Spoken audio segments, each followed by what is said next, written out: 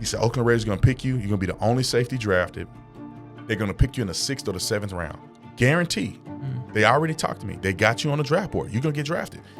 It ended up being on the 22nd, on my birthday in April. My whole family came. My girlfriend at the time, she was pregnant, she came. Bro, I'm sitting in front of the TV thinking I'm finna get drafted in the 6th or 7th round. They promised my agent. They told the coach at the school. They talked to everybody. They talked to everybody. Man, they passed on me, dude. And it just, I ripped my shirt off in the front yard. I was crying. I was so mad at God. I could have quit Christianity. And fast forward now, and you have a team that helps you create content. I got 20 employees now, roughly 20. I mean, we just have done a lot, man. We do well over 7 figures. Yeah. I mean, it ain't even close. I'm gonna spoil your story. You can tell it, but University of Arizona, 4 years, coaches, you didn't get along. Whether it was attitude issues or they were just complete idiots, maybe a little bit of both. It was both. Okay. It was both. Then draft night, Raiders said, "Hey, we're gonna draft you. You have all your family come." Yeah. And then you don't get drafted. Lowest of lows. Oh, it was horrible, dude. Well, first of all, let's go back just a little bit. If I screwed up, by the way. No, was that decent? No, that was exactly what happened. All right, perfect. But here's the nuance to it a little bit. Growing up in Texas, football was everything. My oldest brother was an incredible athlete, probably one of the greatest athletes to ever live. He went to the University of Texas on a full scholarship. He was an All-American football player. My high school that I went to was flooded with athletes. We had 9 D1 players and 4 All-Americans on one team. Now, we left at different times. 2003, I think Ernest Mason was All-American, Michael Turner.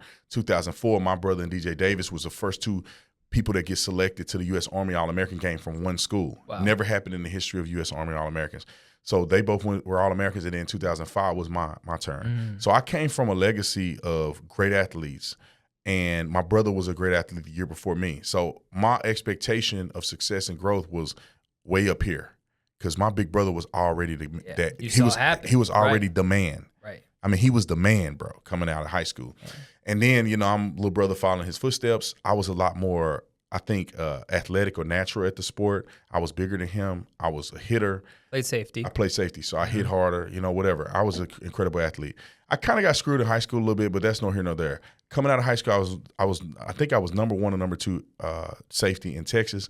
I was the top 78 player in the nation. At the U.S. Army All-American game, I was the starting safety. So I knew I'm finna go to the NFL. Deshaun Jackson was on my team. Jonathan Stewart was the running back on my team. Ryan Perrilloux, which most people don't know about it, but Mark Sanchez was the quarterback. Adamika Sue was a defensive tackle on our team. Lions fans. I mean, bro, we had I can't remember all that. Jamal Charles was our running back. Yep. We had so many people on the team. All of us were All-Americans. I knew I was going to the NFL. It wasn't even a question. Right. University of Arizona, I never would have thought of going there, but my high school coach was like, my defensive back coach, not even my head coach, my defensive back coach was like, do you need to give him a try? I felt like God was calling me to University of Arizona. Mark Stoops was the head coach. He had came from Oklahoma. Mike Stoops was the head coach. Mark Stoops was his brother. He came from Miami with Ed Reed, Sean Taylor, Philip Buchanan, Mike Rumpf, all those guys that were first-round draft picks. So I'm like, I'm going into a situation where I'm going to be the number 1 safety picked in the entire country by far. I knew it was going to be me. Coming out of high school, I was a crazy athlete. Ran 4.3 and a 40, 44-inch vertically. I think I did a 42 and a half at University of Arizona because I gained 20 pounds. 42 and a half. I did the bench press 18 times. This is me coming out of high school. I hadn't even done the been a college freshman. Conditioning yet. Right. No. It was after my college conditioning in the summer. Gotcha. I hadn't even been to college yet. Right. I was doing summer school, and I was putting up numbers that were better than NFL players. If I would have went to the NFL draft that time, I would have outperformed every safety, and I would have broke the NFL record for the long jump. Yeah. I jumped 11.7 on the broad jump. So I was a crazy athlete, dude. Attitude was terrible. I came from the hood, and I let that hood mentality kind of carry over. So when coaches would yell at me, I want to fight. I'm not taking constructive criticism well. So I'm throwing my helmet. So that kind of got me in the doghouse. I didn't know how to study film. I was chasing women. And it kind of put me in a negative position. So going throughout my career, I was in the doghouse before I knew it. I got hurt, season-ending injury my sophomore year. So I ended up redshirting my sophomore year. So I was, it was terrible, man. It was the worst period of my life. I still have PTSD from when I was in college. And like, I still dream about it. Dude, I graduated in, 2009. Every night I have a dream about I got one more chance to play play football, every dream, every night. And so I struggled with it. I probably need to go to counseling. But that happened. But I was such a great athlete, although I didn't start a single game, didn't play much in college, that the Oakland Raiders came to my agent. And let me say this, I didn't have an agent at first, right? I didn't play. But my homeboy, Chris Henry, he ended up getting drafted in the second round because they screwed him too. This dude was the craziest athlete that I've seen. He was like 230. He beat Adrian Peterson. He was in running back. Bro, he should have won the Heisman. He was such a great athlete. He beat Adrian Peterson in the 40 at the NFL Combine. Then they gave him the same time. He beat Adrian Peterson. He was 230, yoked. I think he did the bench like 30 sometimes, 40 something vertically. He played 4 games at the University of Arizona, got drafted by Tennessee Titans in the second round. Well, his agent, and he would advocate for me. I owe Chris Henry everything. He said, bro, this dude is a better athlete than me. He's one of the greatest athletes. You need to represent him. So his agent came to represent me. And that dude was so harsh with me, bro. He would tell me, you ain't going to play in the NFL. We're going to try to get you the best we can. You quit the team, because I quit my 5th year halfway through the season, or the beginning of the season. You quit the team, you ain't going to have no chances. Bro, I wanted to cry talking to him, but I knew he was shooting me straight. One day after church, the pastor let me get keys to the church. It was a small church. I used to go in there and pray about the NFL and everything. He called me. He left a message. He said, Brian, I got some great news. That dude don't ever say he got great news for me. Never. It's always, you ain't going to do it. Yeah. They don't want to see you. You quit the team. It's real talk. He said, bro, I got some great news going to change your life. And I'm like, what could he possibly tell me? It must be good, though. Yeah. He called me. He said, look, the Oakland Raiders contacted me, and they're going to draft you. And to this day, I want to tear up. I was so excited. I remember that feeling. I'm like, God vindicated me, bro, because I got saved in college, but my career went south. But I'm like, God vindicated me. He said, Oakland Raiders are going to pick you. You're going to be the only safety drafted. They're going to pick you in the 6th or the 7th round. Guarantee. They already talked to me. They got you on the draft board. You're going to get drafted. I went home. I threw a draft party on my birthday because I didn't get drafted on the first day, because that was 1 through 4. 6th to 7th round is on the second day. So it ended up being on the 22nd, on my birthday in April. My whole family came. My girlfriend at the time, she was pregnant. She came. Bro, I'm sitting in front of the TV thinking I'm finna get drafted in the 6th or 7th round. They promised my agent. They told the coach at the school. They talked to everybody. They talked to everybody. Man, they passed on me, dude. And it just, I ripped my shirt off in the front yard. I was crying. I was so mad at God. I could have quit Christianity. But see, God had been so good to me till I really couldn't quit. I'm like, I know you're real. I just, why would you do me like this? And that was a really tough place in my life, man. What was that atmosphere like in that house? When everybody was so disappointed. I was embarrassed, man. Yeah. Think about it. My family thinking we going to make it out the hood, right? I'm going to get drafted. And they promised me. That's why I did the party, man. They told me they were going to draft me. So did you ever get clarification of what changed? Yeah, 100%. My agent was calling me during the thing, and he was like, man, they're switching the way they're picking, man. I don't know. Then they picked the safety from Michigan, University of Michigan. He was a 3-year starter, and I was way better than him. But they ended up picking him because he was a consistent player. But the next day, my agent called me. He was mad. He said, and this is why I have beef with the coaches, and I have a struggle forgiving Coach Mike Stoops for this. He said that what happened was the day before the draft, they called the head coach, Mike Stoops, and they said, hey, we want to just verify before we draft Brandon Tatum. And my agent told me that they said he bad-mouthed me so bad that they were afraid to take a chance with me. I had left the team, which they knew, but him bad-mouthing me, they didn't feel comfortable drafting me. And I didn't have a great pro day. Normally I run 4.3 or whatever. I ran like a 4.6 at the pro day. I was skinny. I weighed like 206. Normally I was 220, 215. I did 26 reps on the bench, but dude, I could have did it 30 times. My highest rep was 30-something. I jumped like a 38 on a vertical leap. My second jump was like 40-something, but they didn't count it because they said I hitched my foot and they didn't count I didn't train with nobody. I was depressed at the time. I wasn't eating. I had a kid at the time, so I was trying to train for the NFL. It was terrible, man. I had such a terrible experience, but I'm still thankful that God took me through that because, look where I'm at now. Yeah. Do you ever think of what your life would look like right now if you did make it to the NFL? Oh, I wouldn't be a conservative. I would probably have I would have kids out of wedlock. I'd probably be in a domestic violence situation with my oldest son's mom. And the reason I say that is because, all right, let me just go back. So, I was saved, but I wasn't conservative. And I grew up in an environment where if you black, you a Democrat. You that was your childhood home, like everyone you knew. That was everybody I knew. I don't know a black person that was a Republican. Right. And if you gonna come home, and even now, some people in my family, when I say that, they think I'm a sellout.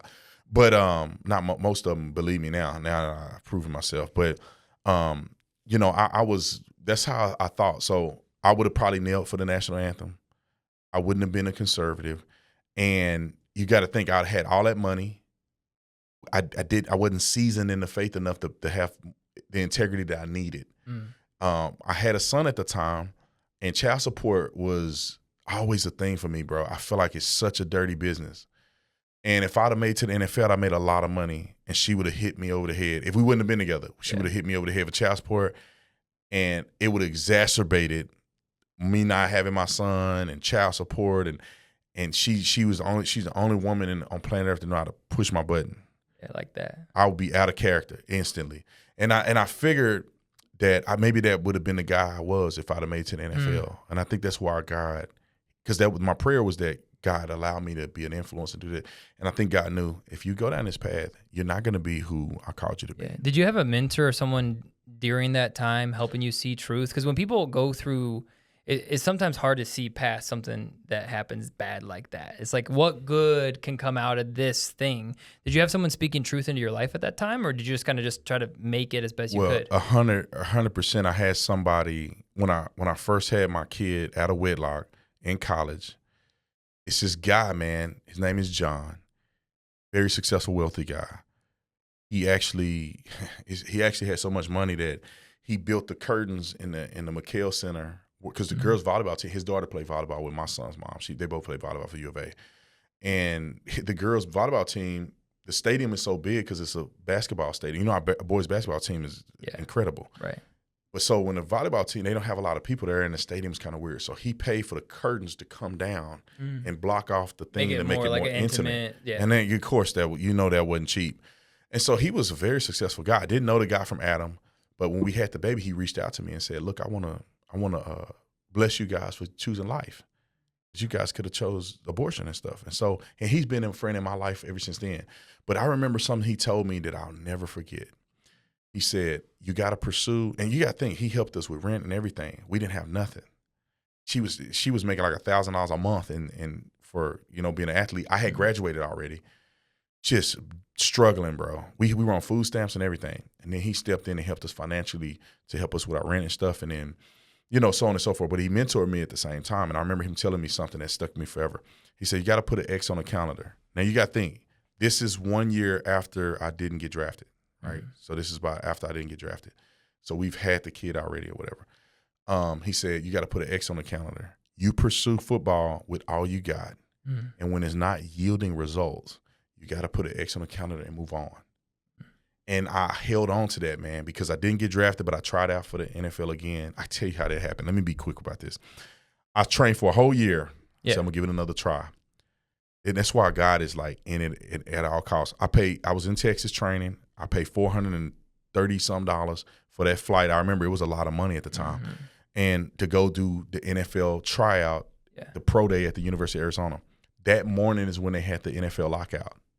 I get to the I cried. I was tearing up because when I get there, they say, "I'm sorry, we have the NFL lockout, and we can't even watch you perform." I'm like, "Dude, can I just come on the field, talk to the coach?" I'm here right now. I'm broke, bro. I paid $400 on a flight to come to Tucson, and I had been training a whole year because I knew I was gonna do better at the pro day, and I was gonna change it. I was running 4.3 with my brother, and so I knew I was gonna run low 4.3s, and I was gonna wow them. Sorry, man. Nothing we could do. They shut the fence on me. I cried. And I knew that guy must have had another plan for me. Yeah. That's awesome, man. So, yeah, John mentored me a little bit during that time. And that's what helped me all the way through to becoming a cop. Because it wasn't yielding anything. I had a young son at the time. And I had semi-pro, and I had arena football coming after me in Europe. And I'm like, I'm never doing that. Yeah. And the last thing I turned down in football was that the Omaha Nighthawks at the time, the semi-pro football, they had offered me to come to minicamp. And then at the same time, I had put in the application for policing. So I had to make a decision. And I said, you know what? as a man, as a father, I need to do something that's going to be stable for my child, because he was like 1 at the time. And so I forewent the tryout because I could have got hurt. And I just really chose my family over my own selfish ambition. And then I became a cop, which was one of the greatest things that ever happened to me. And fast forward now, and you have a team that helps you create content. I got 20 employees now, roughly 20. I got about 4 people that do video editing content for me. And I mean, we just have done a lot, man. We do well over 7 figures. Yeah. I mean, it ain't even close. I mean, our goal this year was to do 5 million. And this is just me. Yeah. I don't have nobody funding me. I don't have nobody backing anything. It's just Brandon Tatum putting in the work, believing in myself, believing in God, and treating my people right. Yeah. And always, visualizing greater success.